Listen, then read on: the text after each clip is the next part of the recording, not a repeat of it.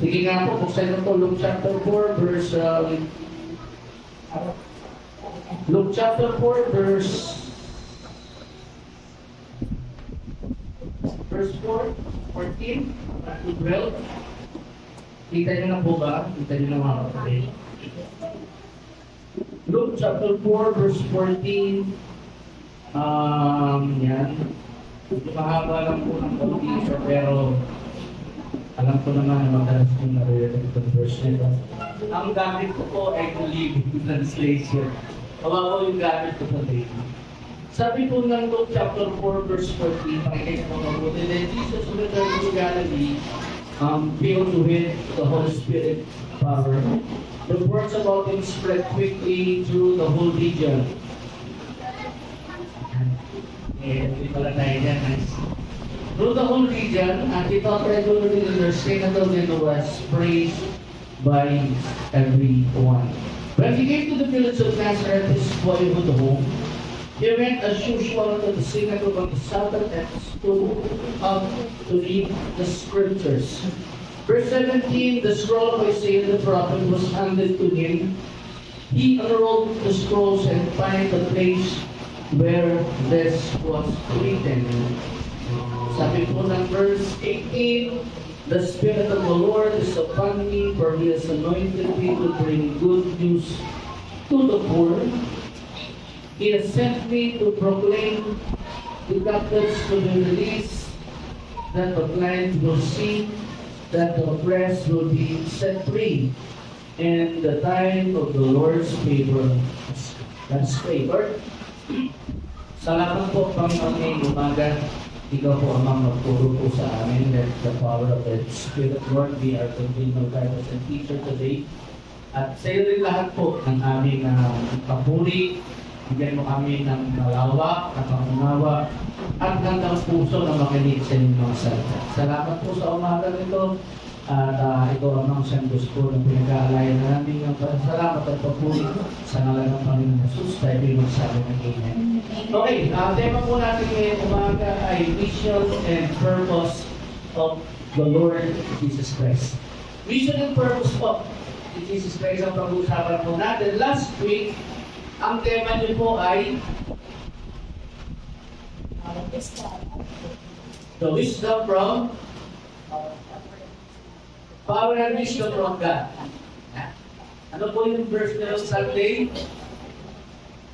1 Corinthians 3. 1 Corinthians 1, Christ, the power and the wisdom of God. Okay? So, about Kristo, about Christocentric din po. Ngayon po, Christocentric din po tayo. So, magtataka kayo, bakit po most of the time that we are thinking about Christ, mga kapatid, wala naman po kami kailangan pag-preach. Sabi po ni Pablo, we preach Christ crucified.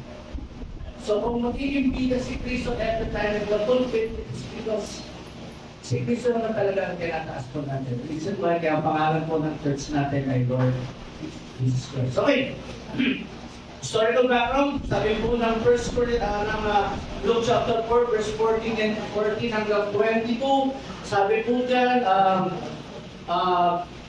yung buong tema po kasi yan is about temptation in the wilderness. In Matthew chapter 4, the same topic na makikita nyo at mababasa nyo, sa Matthew chapter 4, meron lang konting pagkakaiba. Then, pagdating po sa Luke chapter 4, the same. The first part, from verse 1 up to verse 12, ay yung po tinatawag na temptation in the wilderness. So, yung po yung buong konteksto po niyan. Pagkatapos po ng temptation in the wilderness, dabilang nag-fasting po si Christ for 40 days and 40 nights. Then the devil tempted him 40 days and 40 nights after nagtapos siya ng fast.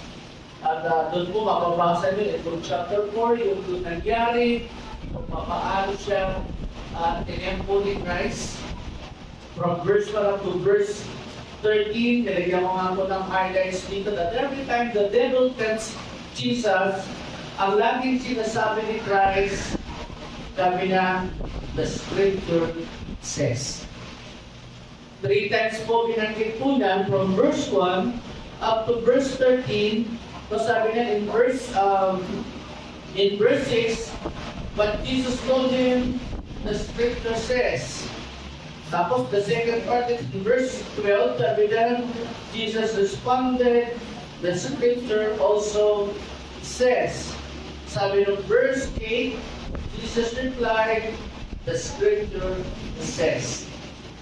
So makikita niyo po, at every time na dumadating po yung kaaway in tempting the Lord Jesus Christ, ang labing sinasabi ni Christ, the scripture says. Ang panlaban po sa kaaway ay salita ng Diyos. Ephesians chapter 6 is the sword of the Spirit. Yung buong armor of God, yung mula po sa umpisa hanggang sa panglima, it is a defensive weapon. At yung last part po, the sword of the Spirit is the offensive weapon we have. Now, yung armor po na sinasabi po ng Ephesians chapter 6 are there to protect us, but yung sword of the Spirit are designed para lumaban po sa away sa pamamagitan po ng salita po ng Panginoon. Pero dito, mababasa nyo din, ang testimony nagsalita din. Sabi po sa verse 9 and verse 10, sabi natin, verse 9, then the devil took him to Jerusalem to the highest point of the temple and said, if you are the Son of God, jump up. Yan, di ba? Galing ko kaaway. Sabi niya, if you're the Son of God, commit suicide, jump up. Tapos yung sumunod na first verse of verse 10, magbibigla kayo dahil ang sinabi mo sa taas dyan, for the scripture says. Kaso lang hindi siya naka-regulated. So, ibig sabihin, mga kapatid, kung ang Panginoon sa Kristo gumagamit ng scripture, ang demonyo gumagamit. Pero hindi yung truth, twisted. Tinitwist niya yung katotohanan. Amen? So, maging naingat din lang tayo. Okay, balik po tayo doon. Pagkatapos po nun, when the devil, sabi ng verse 13, when the devil had finished tempting Jesus, he left him until the next opportunity came. Okay, so another sentence na naman in 4 verse 13, tandaan nyo po, when the devil failed to tempt Jesus, he again waits another time or opportunity. So, ibig sabihin, ang demonyo, hindi ka talaga tinatantanan si Christ. So, ang Panginoon sa Kristo ay hindi tinatantanan ng demonyo. Tayo po ay 1 Peter chapter 5 verse 8. Sino ba nag-exhort nila? Sino ba nag-exhort sa ano dyan? Sa 1 Peter 5:8, the devil is like a roaring lion seeking for whom he may. Or the same po ng Luke chapter 4 verse 13, waiting for the opportunity. Lagi tayong binabantayan. Sabihin mo sa tabi mo, lagi kang binabantayan ng demonyo. Pero ang Panginoon nakapalibot sa iyo. Dahil pinata natin kanina, God is good.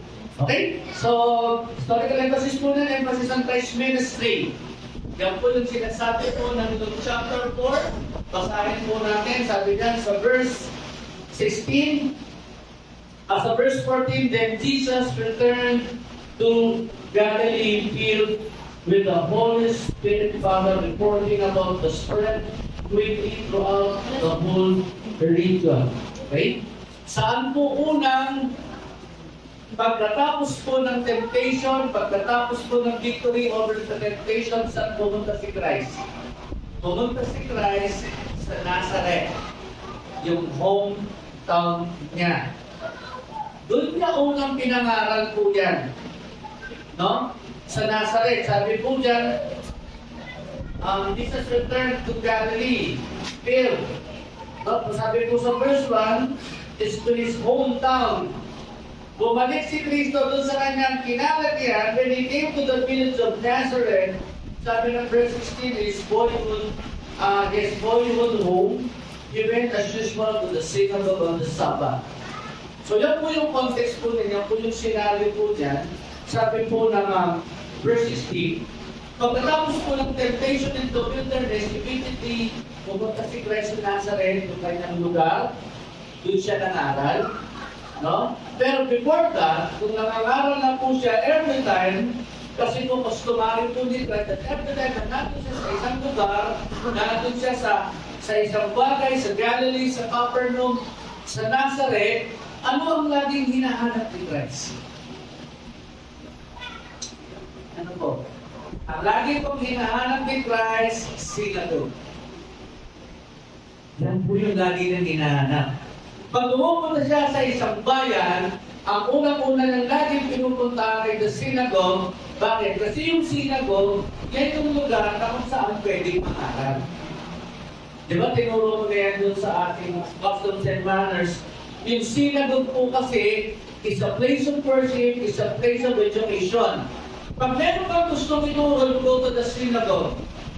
At yung synagogue po na yun, meron pong leader po doon, the chief of the synagogue, mga kapatid, pagpasok mo doon sa synagogue, hindi ka basta-basta pwedeng mangaral doon. Ang mga tinatanggap lang po sa synagogue ay yung mga taong aral.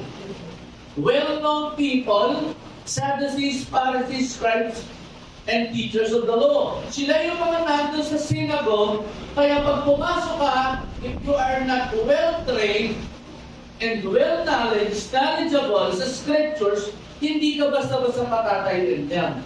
Sabi po ng Biblia, when Jesus came to Nazareth, immediately He came to the synagogue. Pagdating ni Christ po sa synagogue, ano po ang una ng hinanap?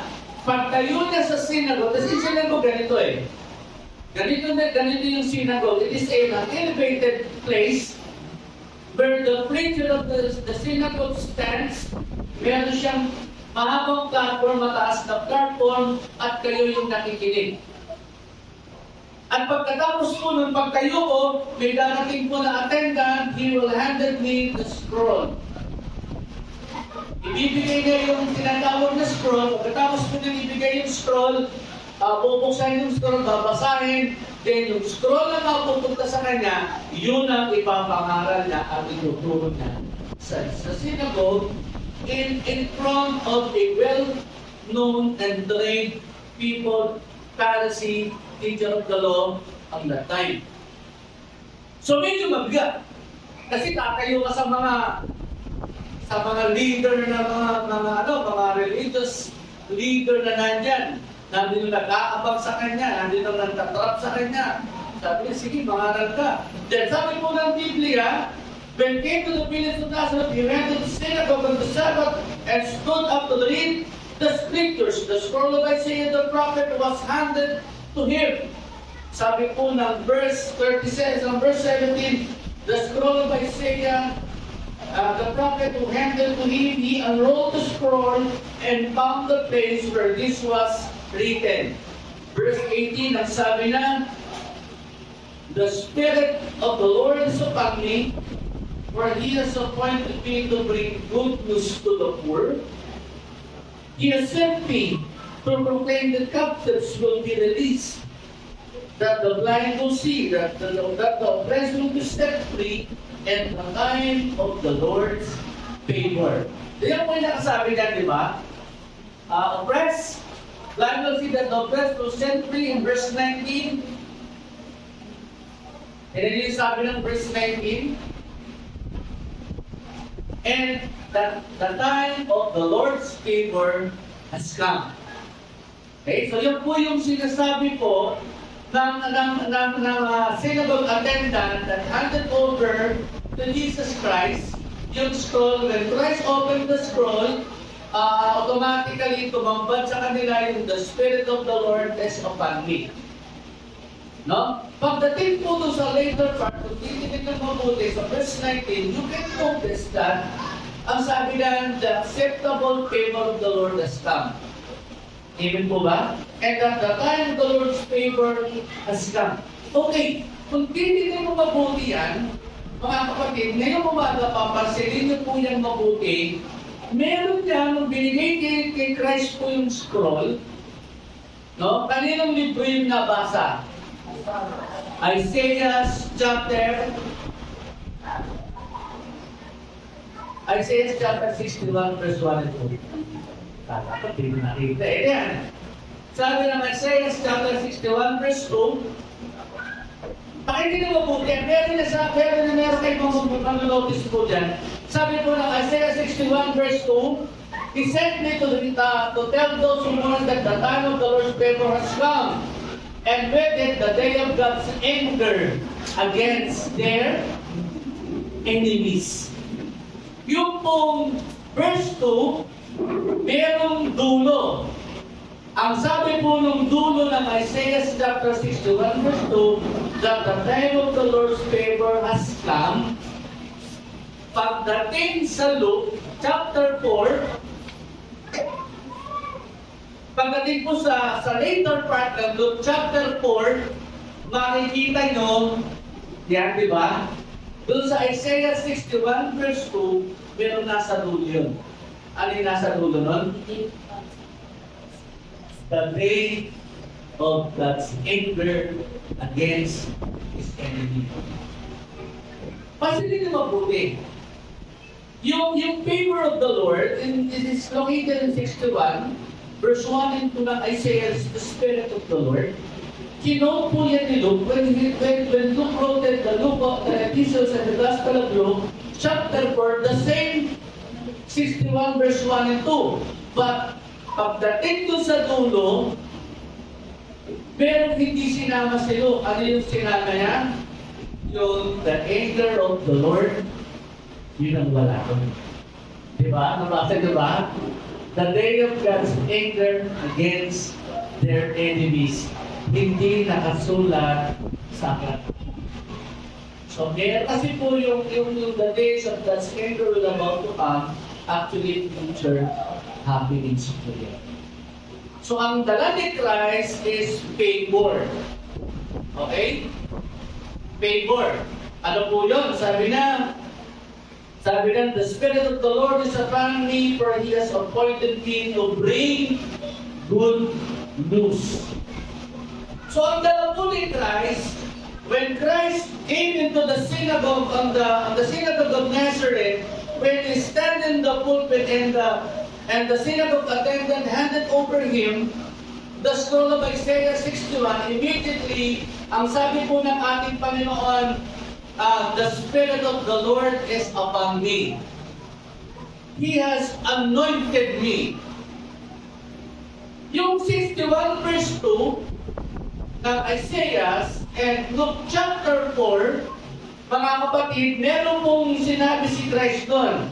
Sabi po ng Luke chapter 4 verse 21, tingnan niyo po Luke 4:21. Sabi na, then he began to speak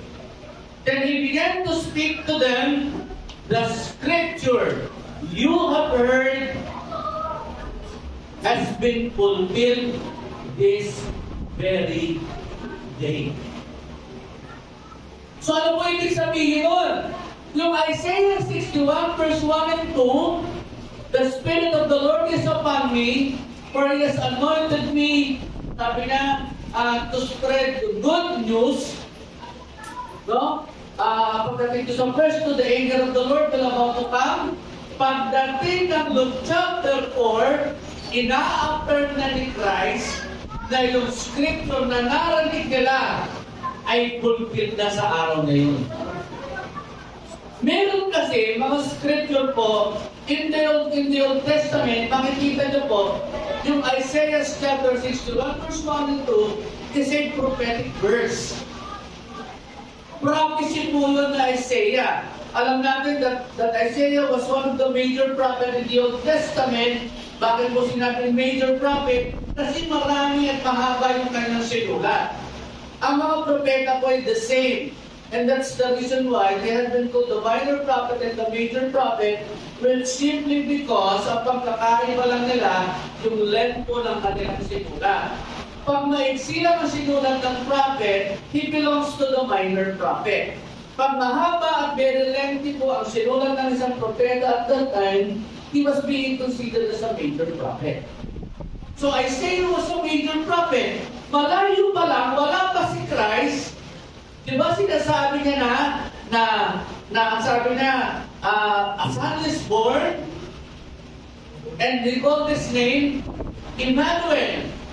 Nasa Isaiah chapter 9 pa lang po, nung sinasabi na ni Christ na manganganak ang babae at ang papanganak ng isang lalaki at ang pangalan ay Emmanuel. Sabi ng Isaiah chapter 7 verse 14, ang sabi na to us a child is given. Diba? Manganganak isang babae. 6 verse 9 ng Isaiah chapter 7 verse 14. Lahat yun, hindi naman nakikita ni Isaiah. It was being considered as a prophetic verse in the Old Testament pertaining to Christ. Pagdating po ng Isaiah chapter 61, verse 1 and verse 2, again, it is being considered as a prophecy. Ihinihula ng propeta Isaiah, "For the Spirit of the Lord is upon me." Isaiah was not speaking for himself. He's speaking for another. Kaya po yung character po ng Isaiah chapter 61 verse 1 and 2 is not just Isaiah himself, it is the Lord Jesus Christ who confirmed that in Isaiah chapter 4, ang verse po ay 14 up to 22. Kaya po nung hinawakan ni Christ yung scroll ng Isaiah chapter 61 verse 10 in front of the synagogue in the Nazareth, ang sabi na, to this very day, this scripture is fulfilled in your sight. So, ibig sabihin, almost 50% of the scripture of the Bible itself consists of prophecy. Ibig sabihin ng prophecy is a future event. Hindi pa yan nakikita. Diba? Mababasa niyo yung tribulation, it is more of the prophetic type. Isaiah's wrote, is it a prophetic type? Yung prophecy ni Isaiah, he never took place at that time. Prophet Isaiah knows that there will be a woman who will born a child, a man child, and his name is called Emmanuel. Yun ang alam niya. Diba? Everlasting Father, the Prince of Peace. Diba yun yung sinabi na sa 7:14 and 6 verse 9 ko ng Isaiah, continuously, prophetically pronouncing Isaiah the Christ that will about to come, and at the same time, yung end time po ng book ni Isaiah in chapter 61, Isaiah proclaimed that the Spirit of the Lord is upon me, for He has anointed me to bring good news to the poor. Isaiah never knew Christ at that time. So prophetically, through the inspiration of the Holy Spirit, sinasabi ni propeta, mayroong manganganak at ang kapangyarihan ng Panginoon ay isa sa kanya at ang dala niya, good news. Kaya po kung magbabalik-balik na rin po natin at babasahin po natin yan, in the Old Testament pa lang may good news na. Yun na lang, pagdating po sa New Testament, it is not the good news ang sinasabi po natin. What we are saying in the New Testament, instead of good news, gospel. Right? Kasi pag sinabi mong gospel, ang ibig sabihin yan, good news din. Sa Tagalog, mabuting balita.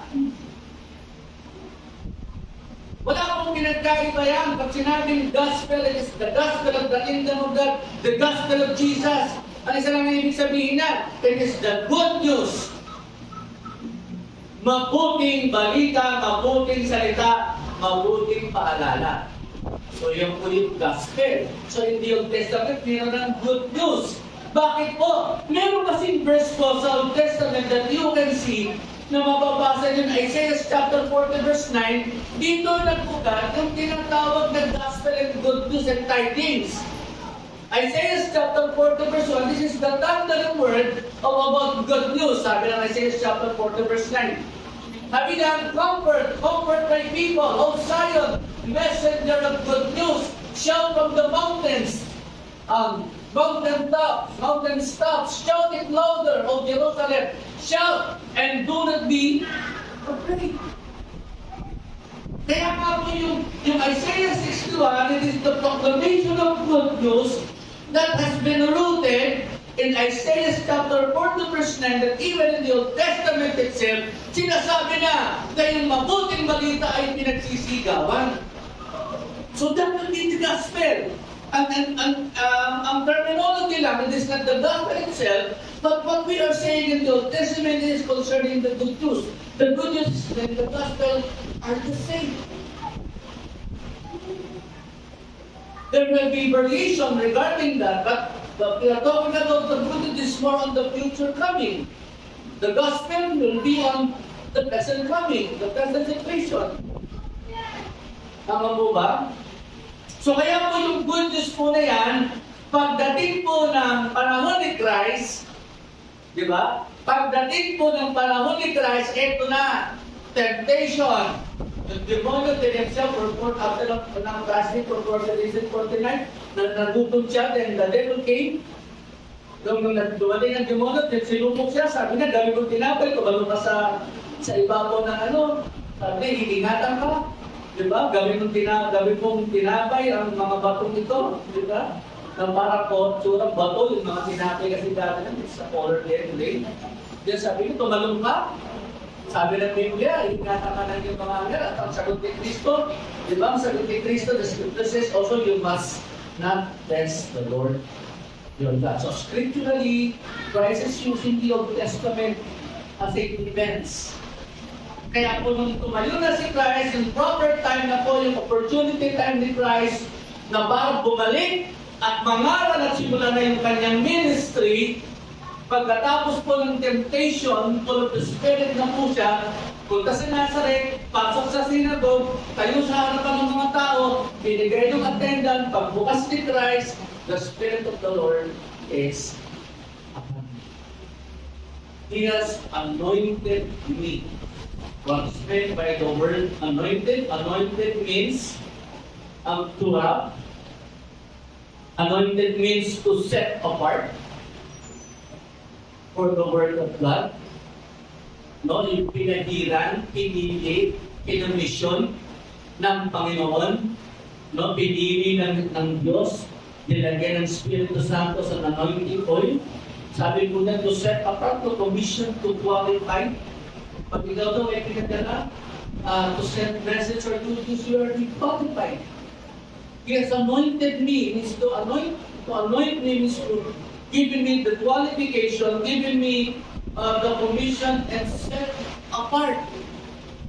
So si Christ po, nung binuksan niya yan, sabi na, the God of heaven has commissioned me, set me aside, or set apart, commissioned me to preach the good news. So ano yung dala niya? Good news, good tidings. That was the word came from the word evangel, and the second word was messenger. Diyan kinuha yan eh, yung word na evangel. Diyan po kinuha yan sa Isaiah chapter 40. The idea of the gospel was the evangel or the messenger or what we're called the envoy. Diyan po yan ginamit. Isaiah chapter 40 na in the Old Testament pa lang sinasabi na that there will be a messenger. So yun po yung qualifications. When Christ said that sabi na, the Spirit of the Lord is upon me, for He has anointed me, set me apart, commissioned me.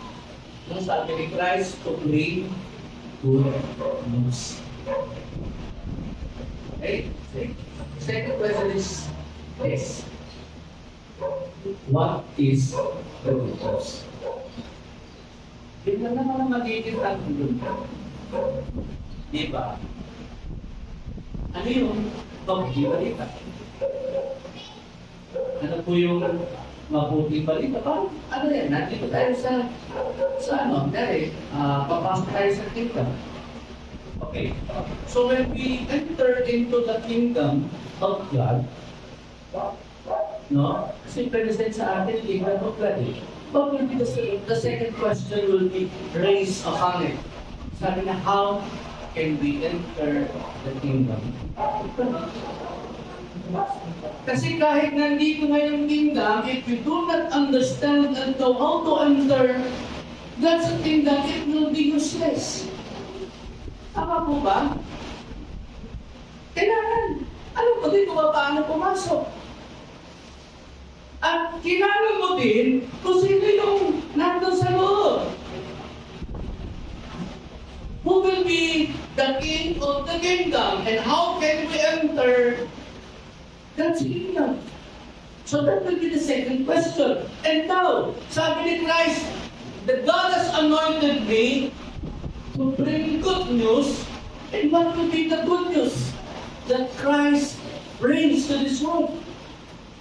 Yun na naman ang magiging debatable question na, ano ba dala ni Kristo? Ano ba yung sinasabi ng Isaiah na good news na dadalhin sa lahat ng mga tao?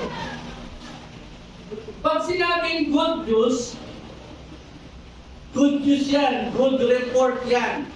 And that's the reason why, kung bakit po yung last part po ng Isaiah 61 verse 2, inalis doon yung God's anger. Diba?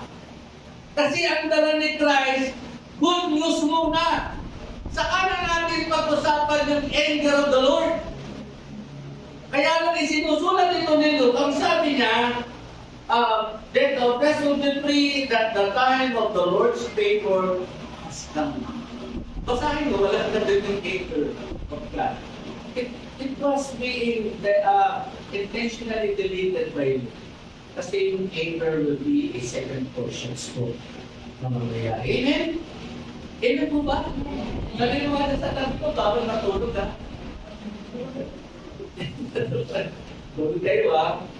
Huwag na tutulugan ang salita po ng Panginoon. Tulugan niyo ako, huwag lang ang salita po ng Panginoon. Okay, nakakantok po ba? Nakakantok. Gusto mo kayo kape? Magkapit muna kayo. Ano po kasi, bago po siya bigay sa inyo, kailangan dinig ko rin siya.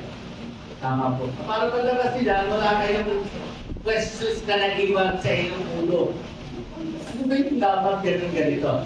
Di ba? Dapat, paglabas nyo dyan, alam nila to. Okay, sabi ni Christ, God has anointed me to bring good news to the poor. Okay, yung good news to the poor, since Christ are being anointed and qualified, yan, ito na po yung second introduction. Ang introduction ko lang po ko, when Christ has been qualified as the messenger of the New Testament, being sent by the Father in heaven, pag sinabing qualified ka, you will have the authority to function in three ways. Ano po yung functional in three ways? When you are a messenger, when you are a qualified messenger being sent by God, at least you can operate on the three office effectively para yung gagawin mong paghahayag ng salita ng Panginoon will be a better. Jesus Christ, when He said that He was anointed to preach the good news of God, Jesus fulfill three offices.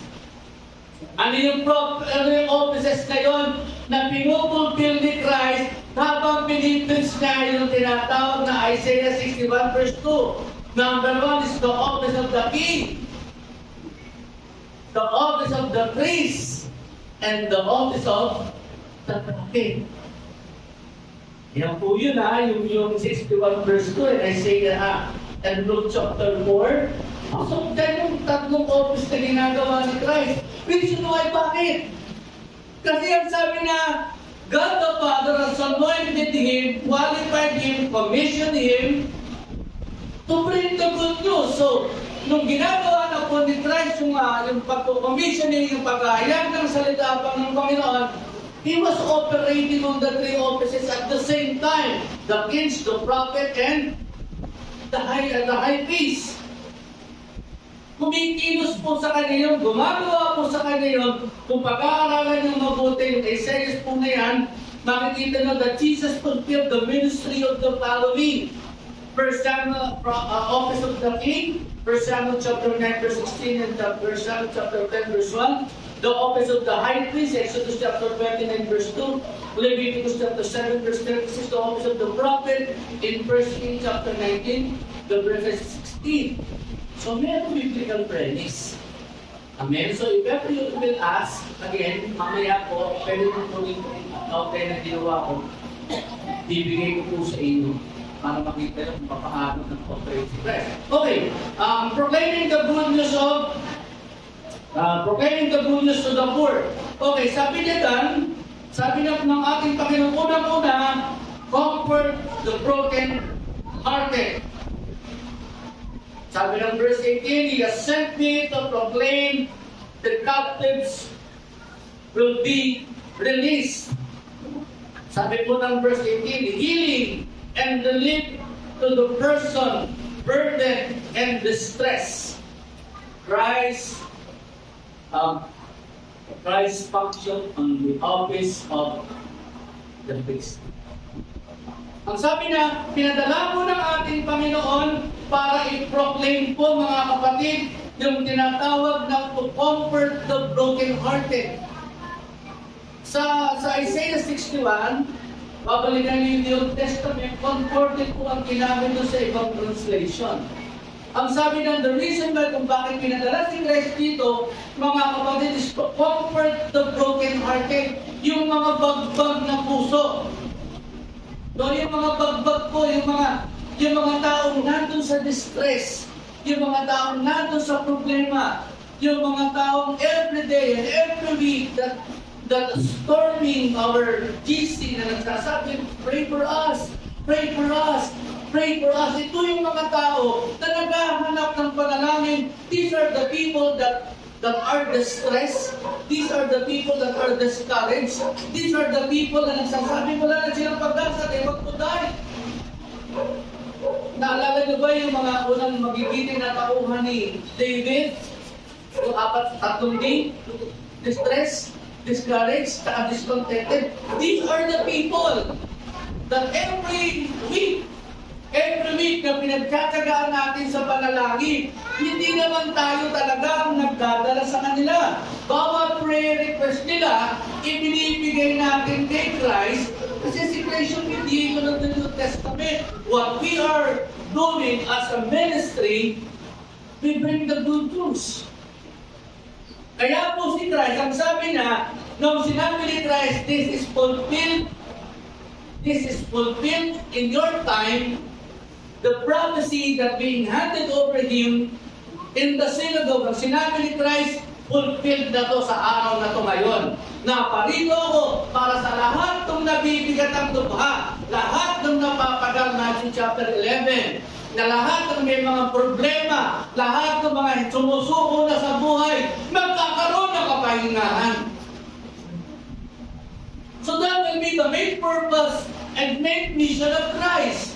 He has anointed me to preach the good news. And what is the good news na dala ni Christ para po doon sa mga broken-hearted? Take heart! God will never leave you nor forsake you. As the birds and the flowers have their substance in the Lord in Matthew chapter 6, ang sabi na, you are more than this. Hindi ka dapat mag-alala. Wala ka na bang kakainin? Nagutom ka na ba? Hindi ka ba ginugutom ng Lord? Siya po dito nakaramdaman ng ginutom, taas ang kamay, na sinasabi ng siya naglilingkod sa Panginoon. Naalala niyo ba yung kwento ng isang bata at dalawa sila magnanay? Di ba? Sabi ng nanay, anak, ano tayong bigas? Sabi ng bata, bakit kayo wala tayong bigas? Naubos na. So yung bata, ginawa niya, pumunta siya doon sa may lata. Pumunta siya sa lata. Ang ginawa niya, sinandok yung lata. Talagang sinandok din ang mas malakas. Nagalit yung nanay. Ang sabi ng nanay, anak, wala na tayong bigas. Huwag ka na mag-inay. Huwag mo nang pilitin magkaroon ng bigas yan. Wala namang laman. Talagang sa tinggang bata. Diba nalagay ka na ito eh. Kaya ako po, kinakalampag ng malakas para manarin ni Lord, wala na tayong bigas. Hindi ko sinanay. Sabi nanay, woman, kailangan ko ipaalam na kayo doon. So yung bata, kaya niya nilalakasan, pinapaalam ko lang kay Lord, Lord, wala na po kami bigas. Amen? So, ganun kabuti. Yung good news na dala ni Kristo, pag may problema ka, kay Kristo ka lumapit. Hindi kung kanino kang tao lalapit, mabibigo ka lang dyan. Amen? Sasama ang loob mo, hindi ka tinulungan. Magtatampo ka, hindi ka na mag-church. Aawayin mo na sila, hindi na tayo pati. Diba? And self-argument. Pero pag si Lord, hindi kayo napabababa. Maraming mga anak. Yan ang sabi niya yung favorite me. Yan, diba? The favorite na tayo, steel, no, iron. Alam ko, ganda yung explanation nun. Yung isa sa explanation ng stop striving. Kaya nga po sabi ni Christ, I am appointed, sabi niya, as a priest. Sabi na, to comfort, para magbigay ng kagalingan. Sa panahon po ni Kristo, lahat ng lumapit sa Kanya, gumaling. Lahat ng mga gutom, pinakain. Di ba? Meron mga babae, sabi niya, Lord, namamatay na po yung aking anak. Sabi niya, huwag ka mag-alala, gagaling yan. Lord, wala po silang pakain, paupuin mo sila, papakainin natin. Di ba? Panginoon, ang aking anak ay inaalihan ng demonyo, lalaya yan. Ibig sabihin, ang dala ni Kristo ay good news. And that's the reason why Luke chapter 4, inalis mo na yung vengeance ng Panginoon. Ang dala ni Kristo ay good news. Ang sabi po ng verse 18, sabi na, comfort those who are broken-hearted, brings healing and relief to the persons who are burdened and distressed. Tayo din, di ba? Tignan niyo po ang buhay natin, hindi naman maganda ang buhay natin eh. Sa totoo lang, nung wala po tayo sa Panginoon, magpunong sa limutan buhay natin. Pero salamat sa kabutihan ng Panginoon. Salamat po sa mabuting balita. Nung nakakilala tayo kay Kristo, meron pa rin tayong problema. Hindi naman nawala ang problema. Sabi nga nung aking kaibigan, sabi nga, Pastor, pwede mo ba ako pag-pray? Sabi ko, sige, ka. Dito ka. Sabi tayo pag-pray kita. Yan ang pinag-pray ko. Sabi ko, Lord, kunin mo na po ang buhay ng Panginoon para tumawala kayo yung problema. Nagagalit sa akin. So, sabi ko, yung problema ko, solusyon, sinabi mamatay na ako. Eh, sabi ko, di ba yun lang naman ang solusyon para mawala ka sa problema, mamatay ka na? Eh, pag nagtigil ka, para mag-ibig ka na, nagtigil ka, oh, adios! Ano problema? Ang Panginoon, napakabuti na. Sabi niya, lahat ang nabibigat ang lubha, lahat ng lumalapit kay Kristo na kagawitin, lahat ng may problema, yung pinag-pray po natin every Friday and Saturday, hindi po natin concern yun. Hindi po natin problema yun kasi hindi naman tayo ang Diyos. Ang magbibigay lang ng kagalingan doon sa mga tao, may karamdaman, may mga colon cancer, whatsoever na meron sa katawan nila, yung mga taong lubog na hanggang liig na, hanggang ulo na ang utang, yung mga taong sira ang pamilya, yung mga taong hindi na maintindihan ang gagawin nila, yung mga taong pinagkakaisahan na, lahat yun! Si Kristo lang ang sagot nun. Kaya nga ang sabi ni Kristo on this very day, the message of Isaiah 61 has been fulfilled. I have come that they may have life. Amen. So yung muna. Sabi ni Christ, this is the good news. I bring good news. Naalala niyo ba nung isisilang na si Christ? Ano sabi ni John the Baptist? I bring good news and glad tidings. Nung dumating si Christ, the Lord has anointed me to bring good news. Amen? Ano po yung good news? To comfort those who are in distress. Lahat ng mga taong nabibigat ang lupa, ang gagawin mo, lalapit ka lang kay Kristo. Pag mabigat ang problema mo, lumuhod ka. Bahala ang Diyos sa buhay mo. Kung natatakot ka, lumapit ka kay Kristo. Ang Diyos ang magbibigay sa iyo ng kaaliwan. Hindi mo alam ang gagawin ko, sumunod ka sa gusto ng Diyos. Yung dulo nun sa ikabubuti mo. Diba? Naalala ko yung testimony na natin mo. Sabi ko, bakit ako pinauwi ng Lord? Ayaw ko umuwi. Yun pala, yun ang plano ng Diyos. Kaya ako magpapagpapagpapag. Amen? Have you ever imagine yung sakit ng anak ni Andrew na rin si Stella ko? Hindi mo iisipin. Sino-sino sila doon. Kung saan pakuwaya nila doon. Diba? Pero God is good. Ano mo material kung may sakit ka? Aanin mo yung bagay na meron ka today kasi sinasabi mo marami ka. Pero hindi naman may makakadagdag sa iyo mo eh. Nawala mo sa iyo ang lahat ng bagay mo, hindi ng Diyos. Sabi natin yung di ba ni Lord? Wala na akong pamilya, namatay sila lahat.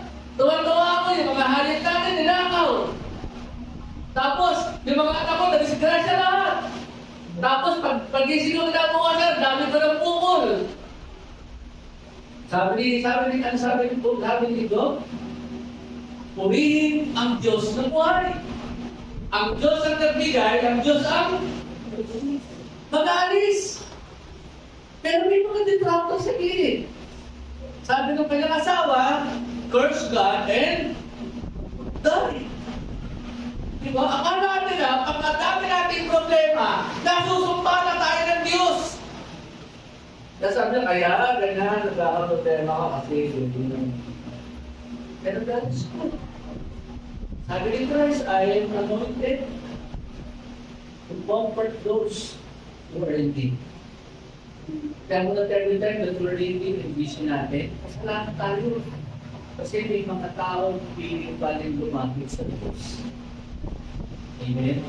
May mga tao pa rin na sa kapila ng hirap nila ng buhay, kaya nilang pagkatiwalaan. Na tayo naman ang trabaho natin, kanin lang sila sa maanan ni Jesus. Yun lang ang trabaho natin. Amen? So, may pangalawa, ang ginawa po ni Christ ay priestly office. Dinala niya yung mga tao. Number 2, proclaim liberty.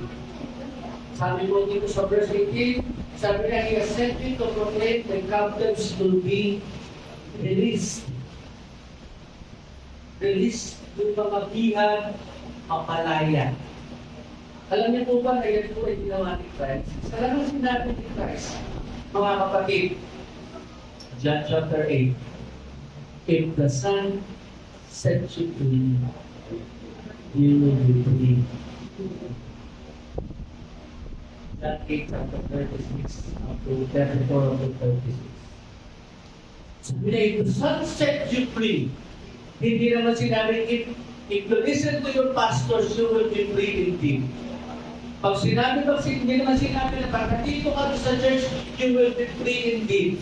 Hindi, ang sinabi mo ng Biblia, yung good news na dala ni Cristo, unang-una to comfort those who are in distress, and the second portions of good news that Christ brings into these people, into this nation, ang sabi na, is to set people free. We are in bondage. Diba? Lahat po tayo alipin ng kasalanan eh. Romans 3:23, for all have sinned and come short of the glory of God. Ang kabayaran ng kamatayan ay, kasalanan ay kamatayan. Sabi ng James chapter 4, tayo'y kaaway ng Panginoon sa ating mga kasalanan pinagagawa. Sa kaibigan natin ng sanlibutan, kaaway natin ng Diyos. Hindi naman tayo mananalo sa Diyos. And yet, with the goodness of God and with the goodness that Christ brings, ang sabi niya, I came here to comfort those who are burdened. I came here to set people free. If the Son sets you free, you will be free indeed. Ang kalayaan po na kay Kristo lang, hindi sa church. Hindi i-offer ng church ang kalayaan. Hindi mo kayang i-offer sa inyo ang salvation. Hindi mo kayang i-offer sa inyo ang freedom. Freedom comes only on the Lord Jesus Christ. No more, no less. Bakit? We are in bondage. We are in captivity. Ang dami natin problema. Dati, tayo ay anak ng Di ba basahin niya John 8:44? Magkakasabi niya, kayo ay sa inyong amang Diyos. By nature. Diba? By nature, tayo po ay mga kaaway ng Panginoon, anak ng demonyo. Pero sa kabutihan at biyaya sa mabuting balita na dala ni Kristo, at sabi na, ang lahat ng lalapit kay Kristo ay hindi mapapahamak, bagkus magkakaroon ng buhay na walang hanggan. And they may have life and have it to the fullest. Because Son of God, Jesus Christ, has came to give life as a ransom for many. Christ came so that we can have freedom. Because it does not set you free, you will be free. Malalagyan ka. Alam niyo po ba, yung sinasabi mo dito na yung proclaim liberty ng Isaiah, ng Luke chapter 4, verse 18. Alam niyo po ba kung saan yan kinuha? Alam niyo po ba yung historical context and background niyan? Ang historical context and background po niyan is located in Leviticus chapter 25 verse 10, Ezekiel chapter 46 verse 17, and Jeremiah chapter 34 verse 8. Ano po yun? Ang tawag po doon ay Year of the Jubilee.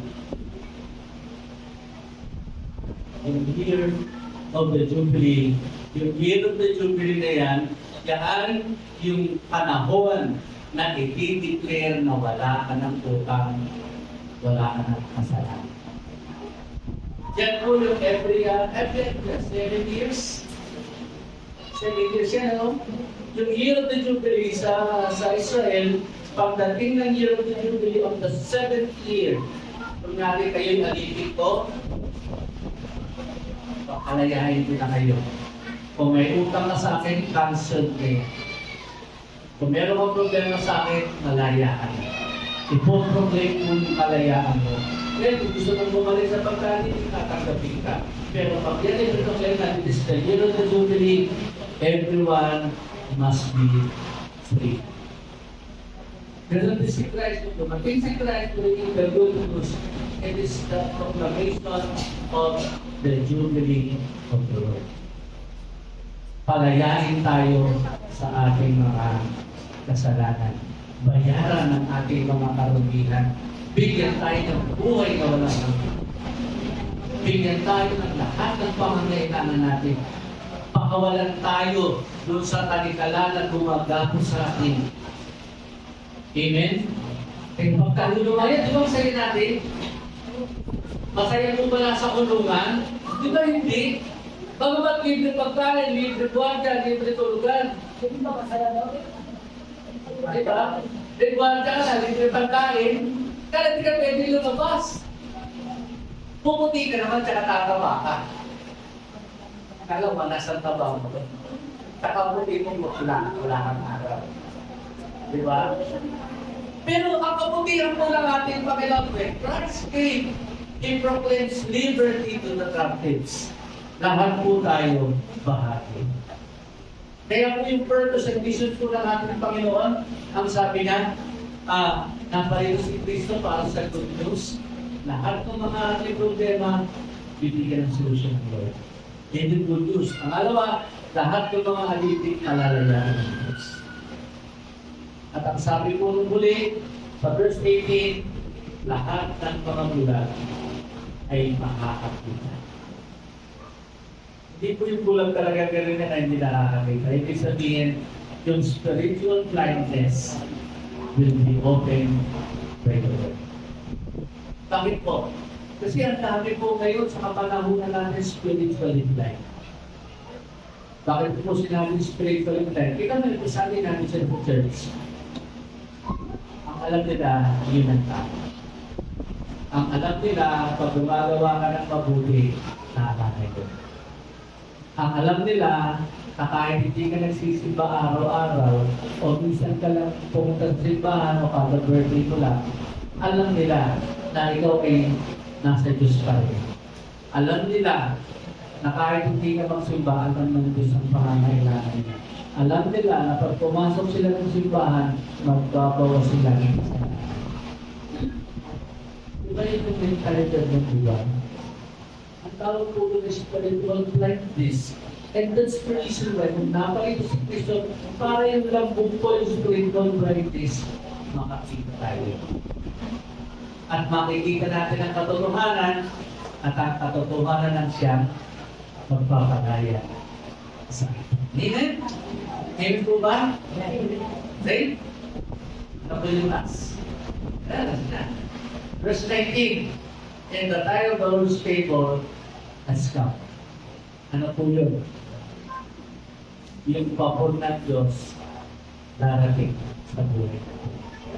That's favor. Amen? Ngayon yung biyaya ng Panginoon sasabit sa atin. Yun lang po wala tayong sakit, yun ang pabor ng Diyos yan. Yun lang tayo nabubuhay ng sarap na hindi ba tayo mayaman, sagana tayo, hindi ba pabor ng Diyos yan? Hindi ba dati nang ibisakay ka lang ng tricycle, ngayon may kotse ka na? Hindi ba pabor? Pabor hindi.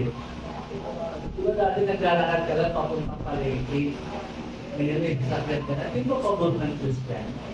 Hindi ba dati nagdadalawa lang kayo mag-asawa, pero binigyan mo na ng magaganda, palusog, patatalino ng mga anak, hindi ba pabor ng Diyos yan?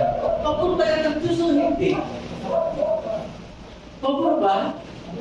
Binigyan ka na ng pinakagwapong asawa, pabor ng Diyos hindi. Amen?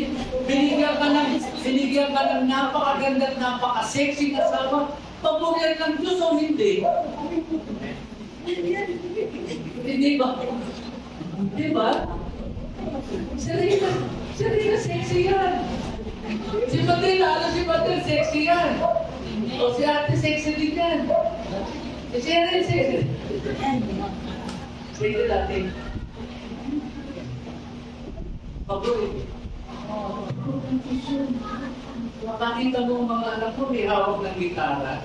Pakita mo ang anak mo, kinakanta hindi sa Diyutan, kumakanta ng pakalamit ng Diyos. Pakita mo ang anak mo dito na nakalamit. Pakita mo ang anak mo ginagamit ng Lord Mighty. Pabor pa yun o hindi pabor? Pabor na ng Diyos. Pakita mo lang, maging masaya ka lang na makikita mo na ang mga anak mo yumayaman. Biyaya ng Diyos yun. Dahil kung naging masama ang magulang, wala din sila doon. Hindi rin nila maaabot yun. Kung hindi nagpagal si Brother Robert at si Sister Eddie, wala silang matatalinong anak. Pabor ba yun o hindi pabor? Ha? Tama na sa klase. Ang araw na to ay buhatan ng bangko. Kaya nakakuha tayo. Makikita nyo po how precious is God sa buhay natin. We can never imagine, ganito pala magiging anak ko. Diba? Nai-imagine ba ni Ate Vivian ngayon na kayo ako niya kasama na sa Panginoon? Amen? Ang laki pang salamat ni Madel dahil napakagwapo na nasa Panginoon. Hindi nasa inuman. Hindi nasa ibang kantungan. Na yung asawa ni Rina na napakagwapo na dati atin, ngayon tuwag-tuwa siya. Diba? Ang gwapo. Dati madilim ang mukha. Ngayon, bumiho na. Diba? Ang laki na ng tiyan. Dati wala tiyan eh. Hindi sabihin, it's the grace of God. Yun yung dahilan. Lahat bakit ang Panginoon nasa buhay natin. Hindi kasi papayag ng Diyos na hindi tayo. Wala yung pabor ng Diyos nasa sa atin. We are being favored, we are blessed and highly favored. Ganda. Ako, tuwa ko, mga apo ko. Nandito sila. Natakangali yung mag-ina. Pero isa, nakakula sila. Nakita nyo na yung information na Jesus ko nila. Imbis na magkaroon dyan, nandito sila sa church. Nakita nyo na ang buhay natin. Every time na tayo tayo sa buhay, kumakalit tayo dito sa atin. Diba? Hindi po tayo nagpupulong. Pinagpapala tayo ng Diyos. Huwag lang tayong tumingin doon sa paspalan ng biyaya at pagpapala na matadara ng mata natin. Akala natin pag marami tayong pera, bless na tayo ng Lord. Di ba yung panalangin po ni Edward, huwag mo akong payamanin, Lord. Bigyan ko lang ako ng tamang kailangan ko araw-araw. Pero kapag yumaman ako, Panginoon, ayoko na sa church. Amen?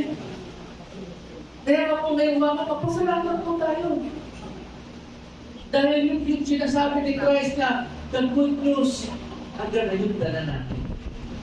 Hanggang ngayon nandito sa church for 40 days. Amen? Na dati yung dati transit natin, laka lang. Ganun pa. Di ba? Mga pumapalo, kaming kabata lang. Ngayon, pastor na. Tawa ko, tapos yung maliit na anak noon, gitarista na natin sa church. Hindi na lang natin yung mga anak, yung babae naman yung soul leader na church. Kahit po si Ate Cheryl at saka si Denise, hindi naman pumabata yan. Tama po, sa isang taon, 50 anos na si Denise.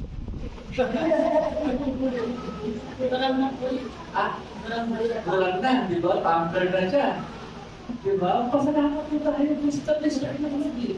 Yung church na po, ang dami pagpapala po nito. Mga kapatid, ang daming memory po na nakapaloob sa church na ito na until now.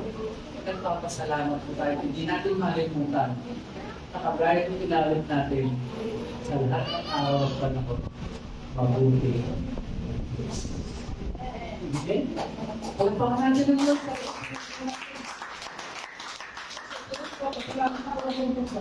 Dahil kahit kailan na hindi ko namin maaari kalimutan. Ano bang pagsubok meron po, magpapagkaroon tayo po yan. Ano bang pagsubok meron tayo, dinadaan lang ng Panginoon na sa atin. Para maramdaman natin at makita natin na ang dala ni Kristo na buti. Amen? Let's pray.